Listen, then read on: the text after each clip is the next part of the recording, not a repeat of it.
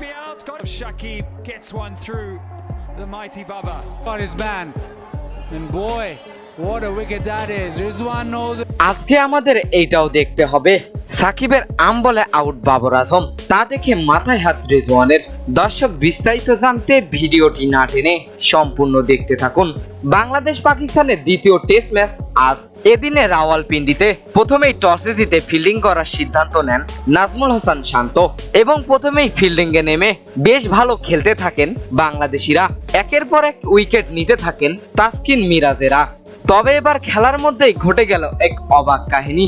52তম ওভারে বল করতে আসেন সাকিব আল হাসান এবং সেই ওভারের তৃতীয় বলটিতে আউট হন বাবর আজম এবং সাকিবের এই বলটা ছিল আম বল। এলপি বোল্ডের শিকার হন বাবর আজম। তা দেখে মাথায় হাত অপর পাশে থাকা রেজওয়ানের এবং রেজওয়ান হয়তোবা মনে মনে বলছে, আজকে আমাদের কি এটাও দেখতে হবে? আমরা এত বড় একটা টিম, অথচ বাংলাদেশের সাথে টেস্ট ম্যাচ হারছি। তো দর্শক, আপনাদের কি মনে হয়, বাংলাদেশ কি পারবে পাকিস্তানকে হোয়াইট ওয়াশ করতে? কি মনে হয় আপনাদের? জানিয়ে দিন এ বিষয়ে আপনাদের গুরুত্বপূর্ণ মতামত আমাদের ভিডিওর কমেন্ট বক্সে। এতক্ষণ আমাদের সঙ্গে থাকার জন্য অসংখ্য ধন্যবাদ।